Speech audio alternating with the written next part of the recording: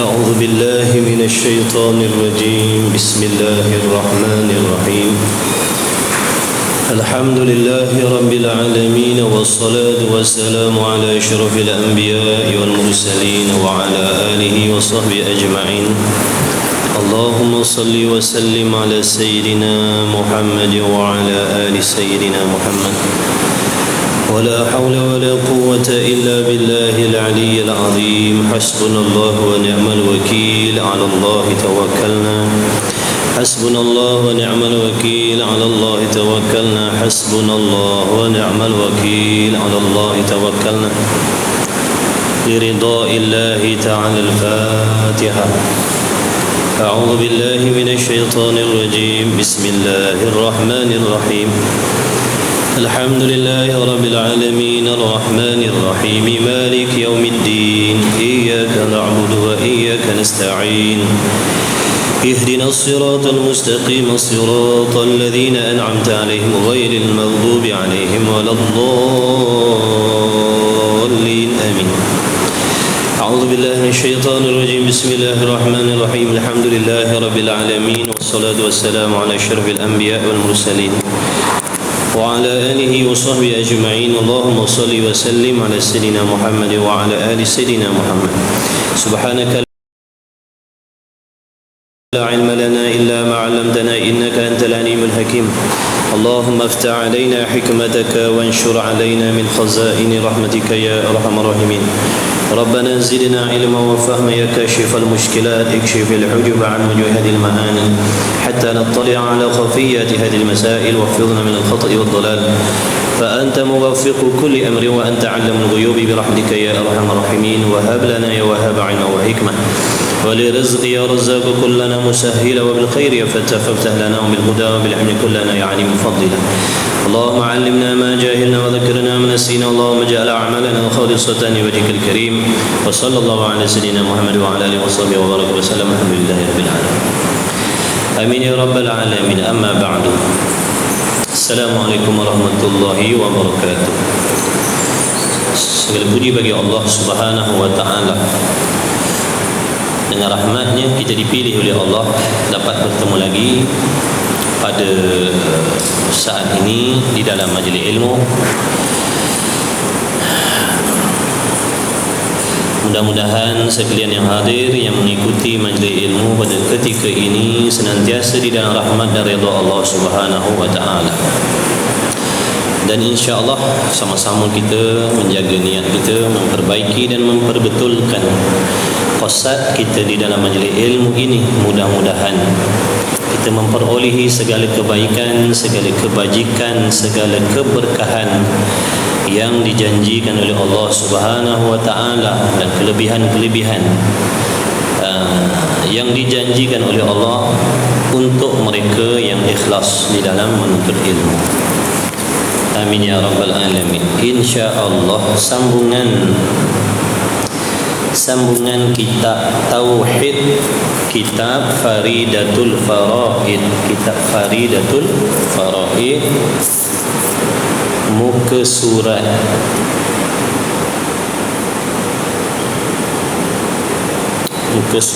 kita tengok muka surat 24 Piradat. Baru nak masuk ke? Masuk muka surat 24 Bismillahirrahmanirrahim. Qala al-muallif rahimahullahu ta'ala wa nafa'ana wa iyyakum bi ulumihi wa bi ulumi masyayikhina fid darain. Amin ya rabbal alamin. Muka surat 24 kitab Faridatul Faraid. Kata musannif ke-8, yakni yang ke-8. Yang ke-8 daripada sifat-sifat yang wajib bagi Allah, sifat yang mesti ada pada Tuhan. Kita sedang membicarakan ilmu usuluddin, ilmu tauhid, yang mana ilmu ini peranannya mendidik kita, mengajarkan kita apakah akidah yang sebenar-benarnya dan apakah akidah yang tidak sebenarnya. Jadi ilmu akidah ni fardu ain, ilmu tauhid ini fardu ain, ilmu yang wajib dipelajari. Barang siapa yang meninggalkan belajar ilmu tauhid, ilmu akidah ini, sedangkan dia belum melepaskan diri daripada tuntutan fardu ain, maka hukumnya haram, jadi fasik. Di antara perkara yang menyebabkan kita jadi fasik ialah meninggalkan menuntut ilmu. Baik, maka wajib bagi setiap laki-laki dan perempuan yang mukallaf mengetahui, memahami dengan kefahaman yang betul, dengan kefahaman yang sebenar, sifat-sifat yang ketentuan bagi zat Allah Ta'ala. Maka di antara sifat Allah, sifat Tuhan yang mesti diketahui serta mesti diiktikadkan di dalam hati, iaitu wajib Allah Ta'ala bersifat dengan iradat. Erti iradat itu sifat kehendak ataupun sifat penentu.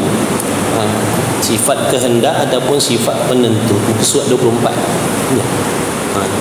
Sifat kehendak Allah, sifat iradat. Jadi iradat ini sifat yang mesti ada pada Allah, mesti ada pada Allah. Jadi setiap laki-laki dan perempuan mesti mengiktikadkan, mesti percaya, mesti yakin dalam hatinya Allah Ta'ala itu ada sifat iradat, iaitu sifat kehendak.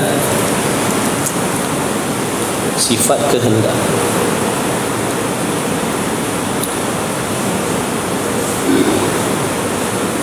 Dan makna kehendak di sini, jadi apa yang kita faham, apa yang kita faham Allah Ta'ala itu bersifat dengan kehendak. Sejauh mana kefahaman kita? Adakah kefahaman kita tentang kehendak Allah Ta'ala itu betul ataupun salah? Adakah kefahaman kita tentang Allah Ta'ala itu memiliki sifat kehendak? Allah Ta'ala itu mengkehendaki, Allah Ta'ala itu menentukan sesuatu. Adakah kefahaman kita selama ni betul? Ataupun kita tak pasti? Kita pun tak pasti kefahaman kita tentang kehendak Allah itu benar ke salah. Kita pun tak pasti. Sebab itu wajib belajar. Kalau kita tak belajar, kita pun tak pasti akidah kita betul ataupun salah. Takut-takut akidah kita salah selama ni.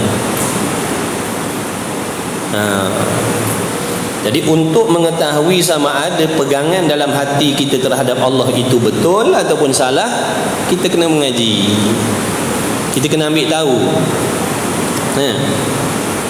Kerana pada adatnya, kalau kita tak ambil tahu, kita tak akan faham. Kalau kita tidak ada ilmu tentang sesuatu, kita tidak boleh membezakan mana yang betul, mana yang salah. Kita tidak ada ilmu tentang batu permata contoh, maka mustahil bagi diri kita nak membezakan mana intan, mana kaca.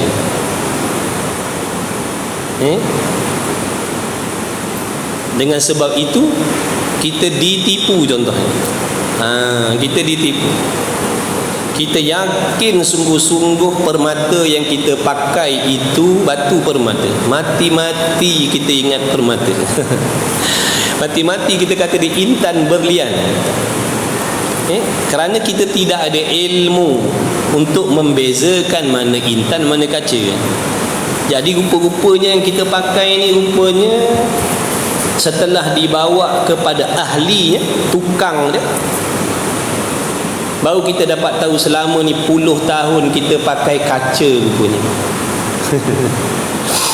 Tapi sebelum kita jumpa tukang tadi tu mati-mati, kalau kita sembang dengan kawan kita, oh ini batu permata aku pakai ni 10,000 harga dia, 10,000 mati-mati kita cakap 10,000. Sebab kita yakin sungguh-sungguh permata. Kita menghukumkan batu ni batu permata dalam keadaan kejahilan gitu. Maka bila dibawa kepada orang yang ada ilmu, baru dia mengesahkan, ini bukan batu permata, ini kaca ni tuan. Begitulah ibaratnya kita yang tidak ada ilmu tentang akidah ni, silap-silap akidah yang ada dalam hati kita selama ni sesat. Silap-silap akidah yang ada dalam hati kita ni sesat. Silap-silap akidah yang ada dalam hati kita ni salah. Tapi kita mati-mati kata beriman. Mati-mati kita mengaku aku orang beriman. Mati-mati kita mengaku kita beriman. Rupa-rupanya tidak beriman. Itu yang kita takut. Itu yang kita takut. Kerana orang yang tidak beriman ni, apa sahaja amalnya takkan diterima oleh Allah. Allah tak terima amal ibadah orang yang tak beriman. Iman itu pula terhenti kepada akidah yang betul. Kalau akidahnya betul baru beriman. Kalau akidahnya sesat, dia tak beriman. Iman itu bukan solat. Iman itu bukan puasa. Iman itu bukan haji. Iman itu bukan umrah. Haji, umrah, solat itu namanya Islam, amalan zahir. Syahadah itu namanya Islam, amalan zahir. Iman itu pegangan yang betul di dalam hati terhadap Allah. Jadi yang kita takut, pegangan dalam hati kita terhadap Allah selama ni sesat. Oleh yang demikian, orang yang risau, orang yang ada risau dalam hatinya, takut-takut akidahnya sesat, dia akan bertindak. Di antara tindakannya apa? Belajar. Dia belajar. Dia belajar. Makna dia nak ambil tahu. Contohnya kalau orang tu tadi dia takut batu yang dipakai ni batu palsu, dia akan pergi ambil tahu. Dia akan mengkaji, dia pergi ambil tahu. Dia tanya orang yang pandai, ni apa tanda-tanda batu permata palsu? Makna dia nak belajar, nak ambil tahu. Sebab dia risau yang dipakai kat tangan dia ni palsu. Jadi daripada kerisauan tu yang akan melonjakkan diri dia bertindak untuk ambil tahu. Begitulah juga mana-mana mereka yang risau akidahnya itu sesat, akidahnya itu salah, dia akan ambil tahu. Takut-takut akidah aku ni salah, jadi aku nak ambil tahu. Makna dia akan belajar. Orang yang tak nak belajar akidah ni, orang yang yakin akidahnya dah betul. Tapi pada hakikatnya belum pasti lagi, belum pasti lagi. Orang yang belajar, insya-Allah dia akan dapat beza mana akidah yang betul, mana akidah yang salah. Baik, jadi iradat Allah Ta'ala itu artinya kehendak. Dan makna kehendak di sini bahawasanya berlaku tiap-tiap sesuatu itu dengan sengajanya Allah. Apa maksud sengaja di sini? Dengan kehendak Allah. Itu maksud sengaja situ. Apa sahaja yang berlaku, apa sahaja yang berlaku, baik, buruk, taat, maksiat, iman, kufur, yang berlaku di alam dunia ini, yang berlaku di alam akhirat sana, apa saja yang berlaku yang bersangkut paut dengan manusia ataupun yang selain daripada manusia, semuanya itu dengan kehendak Allah. Apa yang berlaku pada zahirnya, apa yang berlaku pada batinnya, semua itu dengan kehendak Allah Ta'ala. Gerak diam kita dengan kehendak Allah, tutur kata kita dengan kehendak Allah.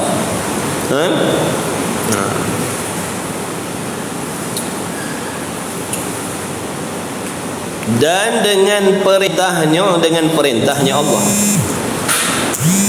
Tiada makna kehendak itu berhajat.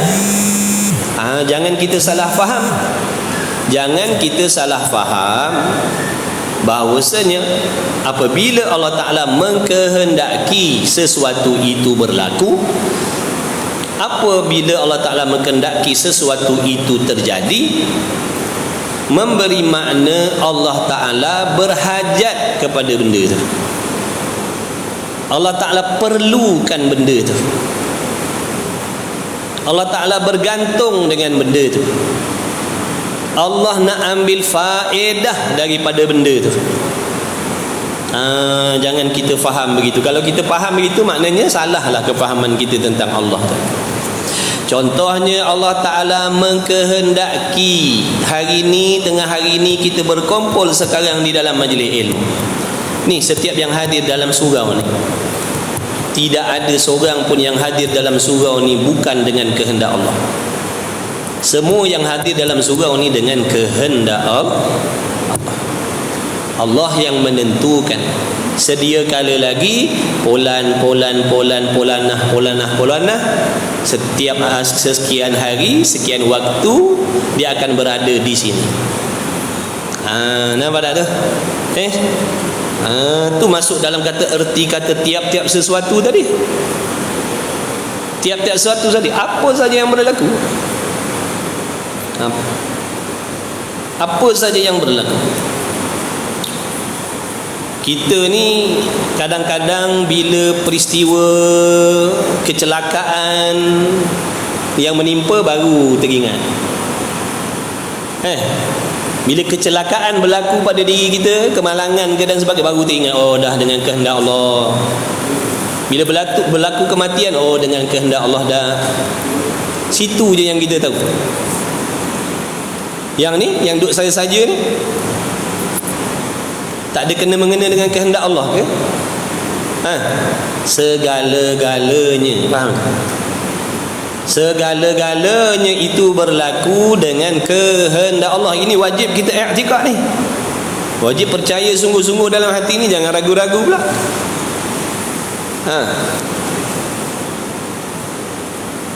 Apa saja yang berlaku, buruk baik, taat maksiat, semuanya itu berlaku, tiap-tiap satu. Faham baik-baik, tiap-tiap sesuatu. Kita makan apa tadi? Apa yang masuk dalam perut kita tadi? Semua tu dengan kehendak Allah. Berapa butir beras masuk dalam perut kita tadi? Dengan kehendak Allah. Pernah tak kita terfikir sampai ke situ? Tak pernah terfikir. Padahal itulah hakikatnya. Kita bekerja di sini, apa jawatan kita, berapa banyak gaji kita, siapa yang tentukan tu? Allah yang menentukan. Mustahil kita bekerja di sini kalau Tuhan tidak kehendak. Jadi adakah dengan makna apabila Allah Ta'ala mengkehendaki sekarang ni kita duduk dalam majlis ilmu, melakukan ibadah, menuntut ilmu ataupun solat, adakah dengan sebab Allah nak menumpang faedah? Adakah dengan sebab Allah nak ambil manfaat daripada taat yang kita buat? Tidak sekali-kali. Tidak sekali-kali. Tidak sekali-kali. Jangan kita ingat Allah Ta'ala kehendak kita mengaji, kita semayang, kita duduk dalam surau ni sebab Allah nak tumpang faedah. Maha suci Allah daripada mengambil faedah daripada apa yang dia kehendak dan apa yang dia ciptakan. Kenapa? Kerana dia telah sempurna. Bila Allah tu sempurna, dia tidak memerlukan sesuatu yang lain. Jadi jangan kita ingat kewujudan kita atas dunia ni ada kepentingan pada Allah. Jangan kita ingat ketaatan kita pada Allah tu ada kepentingan untuk Allah dah. Allah tidak berhajat pun dengan kita. Allah tidak memerlukan kita sama sekali. Siapa yang taat dengan perintahnya, maka dialah yang mendapat keuntungan. Siapa yang ingkar perintah Allah, dialah yang mendapat kecelakaan. Bukan bermaksud bila kita taat Allah bertambah hebat. Bila kita taat, Allah Ta'ala bertambah kuasa. Tidak sekali-kali. Dia tidak berkehendak dan tidak berhajat kepada segala sesuatu yang dikehendaki. Bila Allah kehendak kita duduk dalam majlis ilmu, hikmahnya apa? Allah nak memberi kita ilmu dan petunjuk, supaya dapat kita jadikan petunjuk itu memperbaiki ibadah kita, perhubungan kita dengan Allah. Sebab tu Allah pilih kita. Kerana ada manusia di atas dunia ni Allah tak pilih mereka, Allah tak bagi hidayah, Allah tak bagi petunjuk. Allah akan jauhkan mereka daripada mengambil tahu tentang ilmu. Allah singkirkan dia. Allah singkirkan dia, Allah tak pilih. Jadi kita ni sepatutnya bila Allah pilih kita duduk dalam majlis ilmu, kena rasa sangat-sangat bertuah. Jangan sekali-kali kita merasakan bila kita duduk dalam majlis ilmu, kita rasa duduk macam di dalam majlis yang lain. Tidak ada majlis yang semulia majlis ilmu. Sebab itu kata ulama, di antara sebab-sebab kita tidak boleh beramal dengan ilmu yang kita telah faham, di antara sebabnya, di dalam hati kita tidak rasa bertuah duduk dalam majlis ilmu. Kita tak rasa bertuah. Kita rasa duduk dalam majlis ilmu ni sama macam duduk di tempat-tempat yang lain. Malah kalau kita duduk di mana-mana majlis keramaian, kita rasa seronok. Majlis-majlis keramaian kita rasa seronok. Duduk dalam hari keluarga kita seronok, duduk dalam parti-parti kita seronok. Tapi bila kita duduk dalam majlis ilmu, kita rasa biasa je, tak ada apa-apa pun. Itu di antara punca kata ulama, kita tidak diberi taufik oleh Allah untuk beramal dengan ilmu. Kerana Allah Ta'ala tahu di dalam hati kita tidak merasa bangga dengan pilihan Allah Ta'ala tadi. Malah kita lebih memuliakan benda-benda dunia lebih daripada ilmu. Wal'iyadha billahi min dhalik. Jadi belajar ni tuan-tuan ni, kita kena tahu juga adab-adab dan akhlak dia. Tidak semestinya orang yang mendapat hidayah itu diberi taufik oleh Allah untuk beramal.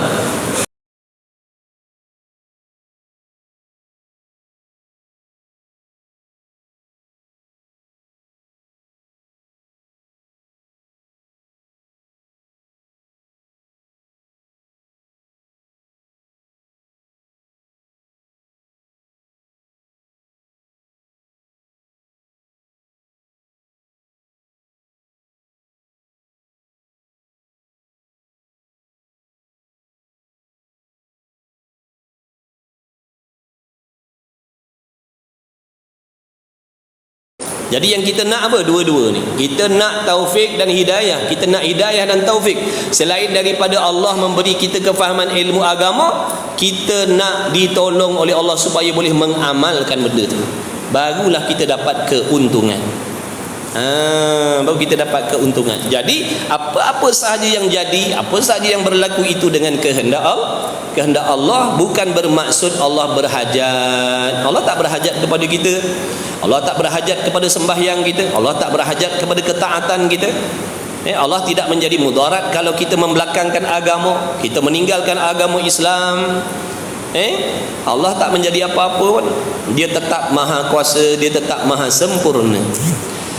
Seperti barang yang terkadang diwahamkan dia, kadang-kadang ada di dalam hati kita manusia ni faham macam tu. Dia faham Allah, bila Allah kehendak sesuatu, bila Allah jadikan sesuatu, itu menunjukkan Allah nak mengambil sesuatu manfaat daripada benda tu. Contoh, Allah menciptakan alam ini, mereka memahami bahawasanya apabila Allah Ta'ala menciptakan alam ini, ada faedah yang Allah nak ambil daripada alam ini. Ada gharadnya, ada tujuannya. Contoh, kenapa kita bekerja? Ada gharadnya, ada tujuan. Kerana kita nak mengambil faedah, manfaat daripada pekerjaan kita. Nak dapat belanja dan sebagainya. Kenapa kita kehendak nak buat rumah? Nak ambil faedah duduk. Kenapa kita kehendak nak makan, nak minum? Kerana nak menghilangkan diri kita daripada lapar dan dahaga. Tak sama seperti Allah kehendak menjadikan kita. Allah kehendak menjadikan kita, bukan bermaksud Allah nak ambil faedah daripada kewujudan kita di dalam alam ini, tidak sekali-kali. Ada yang faham begitu, tapi salah lah, jangan faham begitu, salah. Maknanya dia salah faham pada Allah. Orang yang faham Allah ciptakan sesuatu itu kerana Allah nak ambil faedah, salah fahamannya, salah pegangannya terhadap Allah tu. Wajib diperbetulkan. Kerana berhajat itu mustahil atasnya Allah. Sifat berhajat kepada sesuatu itu adalah sifat mustahil bagi Allah. Kita bila kita mengaku kita dah kenal Tuhan, kita tak nak ambil tahu tentang Allah, kita tak nak belajar tentang sifat Allah. Adakah kita faham bahawasanya berhajat itu perkara yang mustahil bagi Allah? Adakah kita faham berhajat, berkehendak kepada sesuatu yang lain itu bukan sifat Allah? Adakah kita dah tahu? Sebab tu ulama kata wajib ambil tahu. Kerana sifat ini kalau diisbatkan pada Allah boleh merosakkan akidah. Boleh merosakkan akidah. Apabila sifat makhluk kita letakkan pada Allah, merosakkan akidah. Akidah tu pula perkara yang penting untuk amal kita diterima oleh Allah. Apa jadi dengan solat kita, haji kita, umrah kita? Kalau seandainya akidah kita salah, apa jadi? Jadi Allah tak terima. Allah tidak menerima hamba-hambanya yang memiliki akidah yang salah. Allah tak terima. Kita ni kena ingat, kita ni satu hari kita akan mati. Di antara bekal yang kita mesti kena bawa balik adalah apa? Kebajikan. Tidak akan hasil kebajikan yang kita buat kalau tidak ada akidah yang betul. Jangan kita ingat bila sembahyang je Allah terima, puasa je Allah terima, haji je Allah terima, buat wakaf je Allah terima, zakat je Allah terima. Jangan kita fikir macam tu. Ibadat ni ada peraturan dia, ada undang-undang dia supaya diterima oleh Allah. Di antara undang-undang peraturan di dalam ibadat ni, di antaranya yang paling utama sekali, mesti dia beriman. Mesti dia beriman. Si pelaku amal tadi tu dia mesti beriman. Apa maksud iman? Pegangan yang betul dalam hati. Apabila akidah seseorang itu betul, barulah dia dipanggil beriman. Kalau akidahnya salah terhadap Allah, tidak beriman, walaupun pada zahirnya melakukan pelbagai amal soleh, dia tak beriman. Na'udzubillah min zalik. Jadi kena mengaji, kena belajar ni. Ilmu tauhid ni ramai tak peduli ni. Padahal diri kita masih belum lagi menguasai. Kalau sebut apa sifat Allah, kita pun tak tahu. Apa sifat mustahil bagi Allah, kita pun tak tahu. Apa sifat yang haru bagi Allah, kita pun tak tahu. Tapi tak nak ngaji, tak nak belajar. Ni ijma' ulama' ni. Muafakat ulama' kata wajib belajar ilmu sifat 20 ni. Kecuali orang yang menolak ijma' ulama'. Orang yang tak nak mengaji akidah ni adalah orang yang menolak ijma' ulama'. Dia hanya pakai Quran dan hadis sahaja. Di sisi mereka dia tolak ni. Sifat 20 dia kata tak wajib belajar. Di sisi kita ahli sunnah wal jamaah yang berpegang dengan Quran, hadis, ijma' ulama', ini di antara perkara yang wajib dipelajari, laki-laki ataupun perempuan. Kerana perkara ini, ilmu akidah ini adalah suatu ilmu yang menjadi asbab nak menjaga akidah kita daripada terikut terpedaya dengan akidah-akidah yang sesat lagi menyesatkan. Jadi wajib belajar. Apa hukum menjaga akidah daripada sesat? Hukumnya wajib. Bagaimana nak jaga akidah? Belajar. Nak jaga akidah dia tak sama dengan jaga harta. Jaga harta ni kita simpan dalam bank. Nak jaga akidah bukan dengan security guard, bukan dengan kunci mangga dah. Nak jaga akidah ni dengan ilmu, kefahaman. Takut salah faham kita dengan Allah. Tolong ambil beratlah. Kita ni mati masalahnya. Kalau kita tak mati tak apa. Kalau kita ni tak mati tak apa. Masalahnya kita ni mati. Di antara benda yang Allah akan tanya besok apa? Tentang ketuhanan. Siapa Tuhan kamu? Macam mana kita nak jawab? Kalau atas dunia pun kita tak kenal Tuhan, Kerana yang nak menjawab dalam kubur besok bukan lidah kita, tapi amalan kita. Macam mana kita nak jawab Allahu Rabbi, sedangkan atas dunia kita tak kenal Tuhan, tak tahu apa sifat Tuhan, apa yang mustahil dengan sifat Allah kita tak tahu, apa yang mustahil. Sebab tu wajib belajar, wajib mengaji. Siapa pun kita, setinggi apa pun pangkat darjat kita, itu hal dunia. Ini hal ibadah, ini hal akhirat. Kena ambil tahu. Yang tak belajar, belajarlah sementara ada masa ngaji. Ngaji. Baik. Kerana sifat berhajat itu mustahil atasnya Allah. Jadi jangan ada di antara kita yang mengatakan, mengiktikadkan Allah itu berhajat kepada yang lain. Jangan. Dan iaitu sifat iradat ini sifat yang wujudiyah, sifat yang ada sungguh-sungguh di zat Allah Ta'ala. Panggil sifat ma'ani namanya. Sifat ma'ani. Sifat ma'ani Lagi pula sifat kehendak Allah Ta'ala itu sedia. Maksud sedia kala lagi dah. Sedia kala lagi dah ada pada Allah. Apa maksud sedia kala? Apa maksud Allah Ta'ala itu bersifat sedia kala? Sedia kala itu di antara sifat yang mesti bagi Allah. Allah mesti sedia kala. Apa maksud sedia kala? Ramai yang faham sedia kala ni dengan makna dah lama ada dah. Dia kata Tuhan dah lama ada dah. Betul ke tu? Salah Kalau iktikad Tuhan dah lama ada salah, kerana dah lama ada itu sifat makhluk. Dah lama ada tu namanya apa? Namanya Allahumma salli ala sayyidina Muhammad, sedia kala yang zamani. Sedia kala yang zamani, makna sedia kala yang bersangkut paut dengan masa. Itu bukan sifat Allah. Allah Ta'ala ni sifatnya, zatnya tu bersifat dengan sedia kala. Sedia kala yang zati.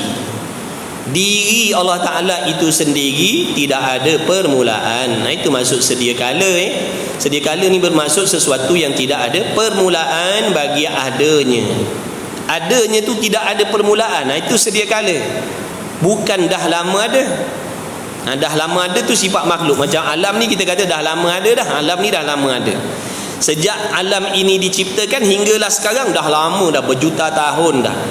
Tu tak apa, betul.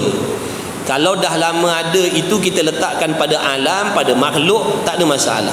Memang betul dah tu sifat makhluk dah lama ada. Tapi kalau Allah dikatakan dah lama ada, ni salah. Kerana dah lama ada itu sifat makhluk.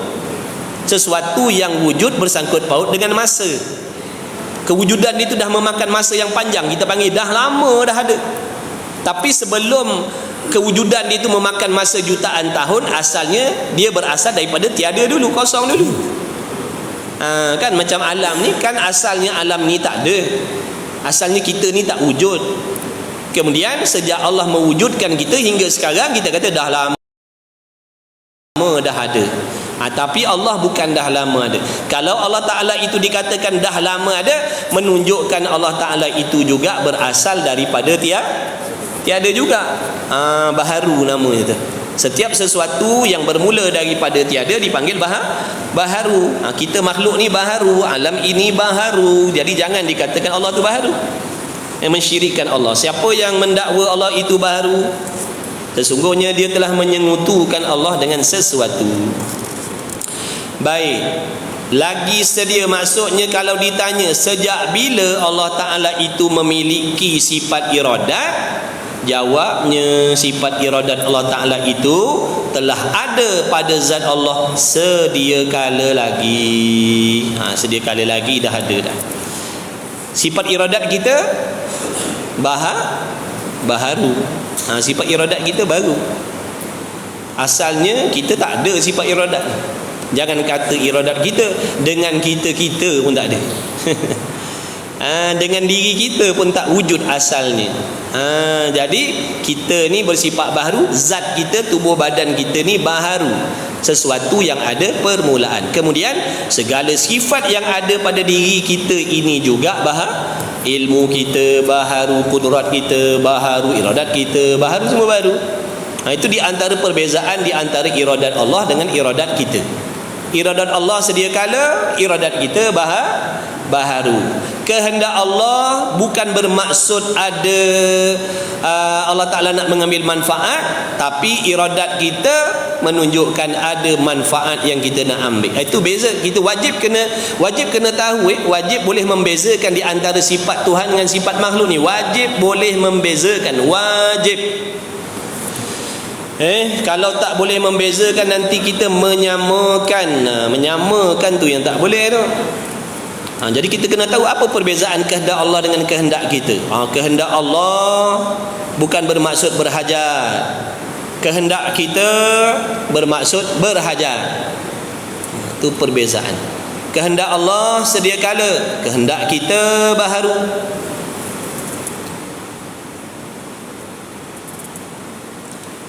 Lagi sedia yang berdiri di zat Allah Ta'ala, yang menentu ia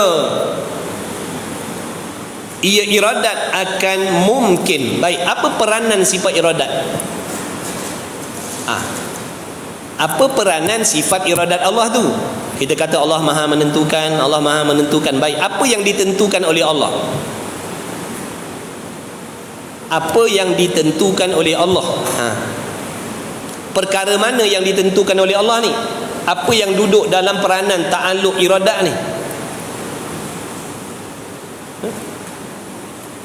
Yang ditentukan oleh Allah adalah perkara yang mungkin sahaja, perkara yang bersifat baharu sahaja, perkara yang bersifat harus sahaja. Itu yang duduk di dalam ketentuan Allah. Jangan kita faham Allah Ta'ala ini menentukan segala perkara, masuk dengan perkara yang wajib pun ditentukan oleh Allah, yang mustahil pun masuk dalam perkara yang ditentukan oleh Allah. Tidak. Perkara yang wajib. Apa maksud perkara wajib? Sesuatu perkara yang telah ada sedia kala lagi. Contohnya mana? Zat Allah Ta'ala itu sendiri perkara wajib, dan segala sifat-sifat Allah Ta'ala itu juga wajib. Maka Allah Ta'ala itu bersifat dengan segala sifat-sifat kesempurnaan itu bukan kerana ditentukan oleh Allah. Jadi jangan kita kata Allah yang menentukan dia ada, Allah yang menentukan dia wujud, Allah yang menentukan dia berkuasa, Allah yang menentukan dia mendengar, Allah yang menentukan dia melihat. Kenapa? Kerana mendengar, melihat, kuasa Allah tadi itu semua perkara yang wajib. Perkara wajib ni perkara yang dah memang ada sedia kala lagi, bukan kewujudannya itu ditentukan oleh Allah. Yang nak ditentukan oleh sifat iradat Allah ni adalah sesuatu perkara yang boleh ada dan boleh tiada. Itu yang nak ditentukan. Itu yang nak ditentukan oleh iradat Allah tadi. Allah dah sedia ada, bukan ditentukan. Kekuasaan Allah sedia dah, iradat Allah sedia dah, ketunggalan Allah sedia kala dah, pendengar Allah sedia kala dah, pelihat Allah sedia kala dah. Jangan kita kata Allah yang menentukan dia mendengar, Allah yang menentukan dia melihat. Bukan, salah tuan-tuan. Yang nak ditentukan oleh iradat ni dipanggil ta'alluq iradat ni hanya untuk perkara mungkin saja, untuk perkara yang harus sahaja. Itu yang masuk di bawah urusan iradat Allah. Tiada Tuhan selain Allah, tiadanya anak Tuhan. Kenapa? Ada yang jawab tidak ada anak Tuhan itu sebab Tuhan tak tentukan. Na'udzubillah min zalik. Tidak ada anak Tuhan sebab Tuhan tak tentukan, sebab Tuhan tak kehendak, kata dia. Na'udzubillah. Jadi faham daripada situ, seandainya Allah menentukan anaknya, menunjukkan apa tu? Kalau Allah menentukan ada anaknya, menunjukkan anaknya boleh ada. Padahal anak Tuhan ni apa hukumnya? Kewujudan anak Tuhan ni apa hukumnya? Wajib ke mustahil ke harus? Mustahil. Kewujudan anak Tuhan bukan harus. Anak Tuhan perkara mustahil, sesuatu perkara yang tidak boleh diterima, yang tak boleh dibenarkan oleh akal sekali-kali. Jadi tidak ada anak Tuhan bukan kerana tidak ditentukan. Dah memang hakikatnya anak Tuhan itu perkara mustahil, sesuatu perkara yang tak boleh wujud. Bertentangan dah kan dengan Quran, lam yalid wa lam yulad. Dia tidak beranak dan tidak diperanakkan. Jadi anak Tuhan itu mustahil, bukan harus. Jadi yang nak ditentukan oleh iradat Allah ni, ingat, yang nak ditentukan oleh iradat Allah hanya perkara mungkin sahaja, hanya perkara yang harus sahaja. Adapun perkara yang wajib dan perkara yang mustahil tidak termasuk di dalam urusan iradat Allah.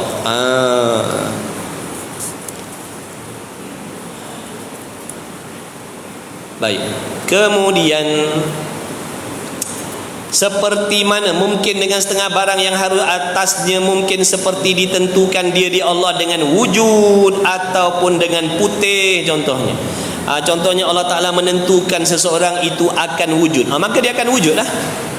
Allah sedia kala lagi menentukan si Zaid akan hidup, maka bila sampai waktu ketika yang Allah kehendak akan hiduplah Zaid tu, akan diciptakanlah si Zaid tu. Itu maksudnya. Atau dengan putih, Allah Ta'ala menentukan sesuatu itu dengan putih, maka putihlah, dia takkan bertukar jadi hitam. Ataupun hitam, ataupun dengan panjang, ataupun dengan pendek, ataupun dan umpama demikian itu. Umpama demikian itu makna perkara mungkin tadilah. Apa maksud perkara mungkin? Mungkin tu maksudnya sesuatu yang terima ada dan terima tiada pada akal kita. Ada pun boleh, tak ada pun boleh. Ada pun akal boleh terima, tak ada pun akal boleh terima. Tu maksud mungkin, ataupun perkara yang harus. Dan ta'alluq iradat itu, ta'alluq makna Melayu peranan sifat. Ta'alluq tu maksudnya peranan sifat. Sifat-sifat ma'ani Allah tu ada ta'alluqnya, ada peranannya, ada tugasan dia. Tu yang dipanggil ta'alluq tu. Ta'alluq ni terjemah Melayu maknanya urusan sifat. Apa urusan sifat iradat Allah? Dan ta'alluq yakni dan urusan sifat iradat itu dengan tiap-tiap mungkin. Seperti mana kudrat juga, seperti mana sifat kudrat Allah hanya bertakluk kepada perkara mungkin. Wa annahu ala kulli syai'in qadir, bahawa sesungguhnya Allah Ta'ala atas tiap-tiap sesuatu perkara mungkin itu maha kuasa.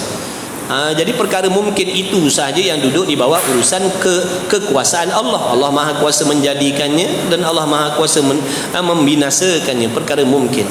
Adapun perkara yang wajib tidak masuk di dalam peranan kudrat. Begitulah juga perkara yang mustahil tidak masuk di bawah urusan kudrat Allah. Samalah juga dengan sifat iradat ni. Sifat iradat ni hanya bertakluk kepada perkara mungkin saja. Cuma perbezaan di antara sifat kudrat Allah dengan sifat iradat Allah apa? Kudrat Allah peranan dia menciptakan, menjadikan, mengadakan. Iradat tugasan dia bukan menjadikan. Iradat itu menentukan sahaja. Sama ada makhluk itu nak dijadikan ataupun tidak. Itu peranan iradat, nak menentukan sama ada nak dijadikan atau tidak dijadikan. Itu peranan iradat. Kudrat tugas dia nak membuat. Kudrat tugas dia menjadikan. Kudrat tugas dia menciptakan atau membinasakan. Iradat menentukan. Iradat menentukan. Contohnya kita ada duit, nak buat rumah ke tak nak buat rumah, tu belum ditentukan tu. Nak buat rumah ke tak nak buat rumah, tu belum ditentukan mana-mana tu. Jadi memerlukan iradat, memerlukan kehendak tadi untuk menentukan salah satu. Nak buat rumah ke tak nak buat rumah, belum ada jawapan lagi. Tapi bila setelah dibincang, ditilik, dipikir, direnung, kalau begitu nak buat rumah. Bila kata nak buat rumah, makna dah ditentukan, dah menentukan. Dah ditakluk oleh iradat lah maksudnya. Nak buat rumah ke tak nak buat, belum ada jawapan lagi. Makna belum menentukan lagi. Selepas dibincang-bincang, kata nak buat lah, taruh cadang untuk masa akan datang.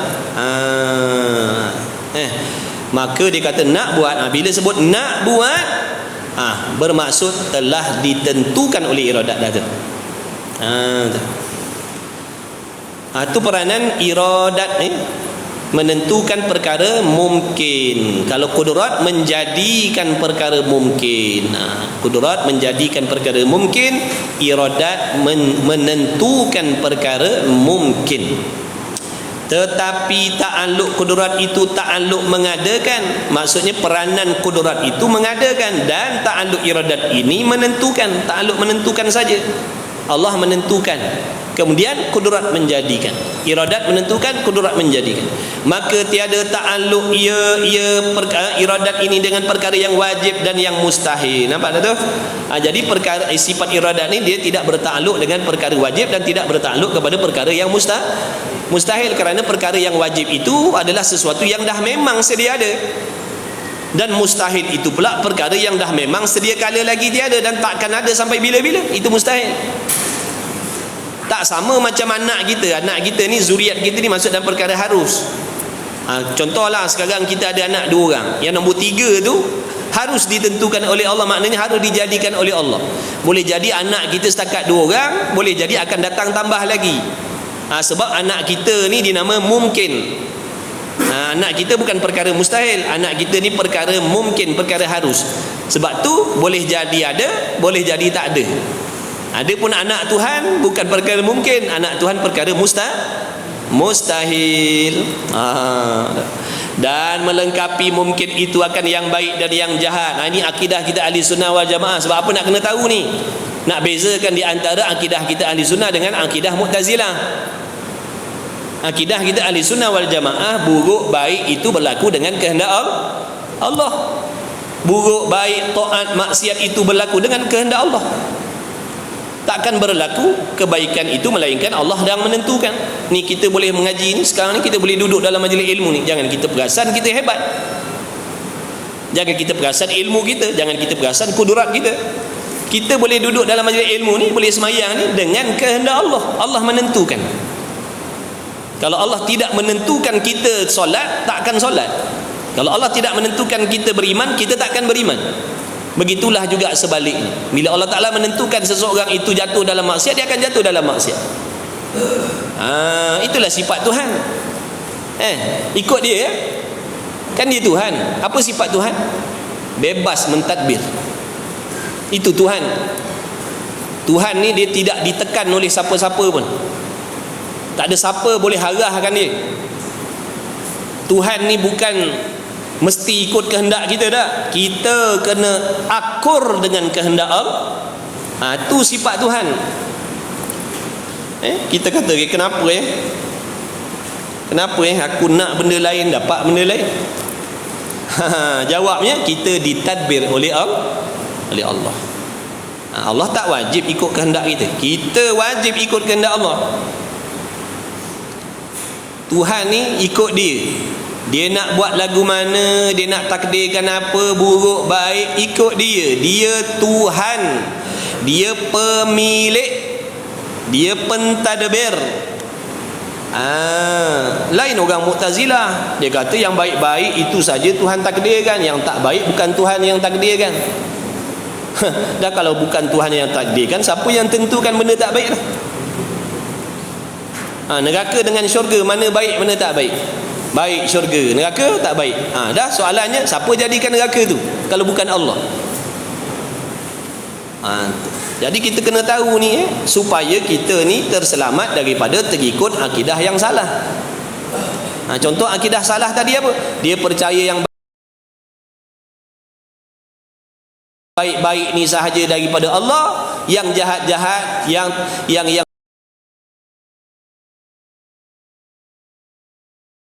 sebaliknya bukan daripada Allah. Ni tempat belajar kena cakap, tempat mengaji kena cakap benda ni. Adapun untuk kita nak duduk lepak sembang-sembang, nak membangsakan yang tak elok, yang keji, yang jahat itu pada Allah, hukumnya haram.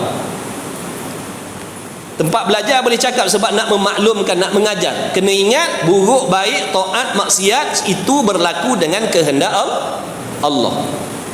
Yang jadikan benda baik pun Allah dengan kehendak Allah, yang jadikan benda tak baik pun dengan kehendak dan dijadikan oleh Allah. Itu akidahnya yang wajib ada di dalam hati kita. Adapun pada makna selain daripada tempat belajar, kita maknanya haram kita cakap yang jahat-jahat itu Allah yang menjadikan. Contohnya kita tengok benda maksiat berlaku. Contohnya bila kita tengok benda maksiat berlaku, kita kata begini, tu benda tu maksiat tu berlaku, Allah kehendaklah tu.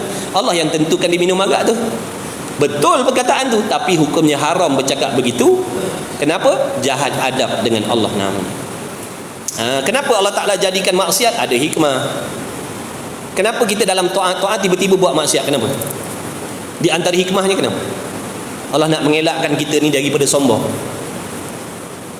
Allah Ta'ala nak mengelakkan kita ni daripada jatuh sombong, jatuh riak, jatuh ujub dengan kebaikan kita. Sebab kita ni kalau buat taat sepanjang-panjang masa, mulalah dalam hati kita rasa takabur. Oh, hebatnya aku tak buat maksiat. Oh, tu jahat, yang tu jahat, yang tu jahat, aku baik. Maka Allah jatuhkan dengan kehendak Allah jatuhkan hambanya dalam maksiat supaya hambanya sedar bahawasanya dia tetap lemah dan dia tetap berkehendak dan berhajat kepada pertolongan Allah. Itu di antara hikmahnya. Nanti kita sambung lagi. Wallahu a'lam. Bismillahirrahmanirrahim. Alhamdulillahirabbil alamin wassalatu wassalamu ala rasulillah. Allahumma rabbana fa'na bima 'allamtana. Rabbana 'allimna alladhi ma yanfa'una. Rabbana faqih ahlana wa qarabati lana fi dinina ma'ani qutri untha wa dzakar. Wa sallallahu ala sayyidina Muhammad walhamdulillahirabbil alamin.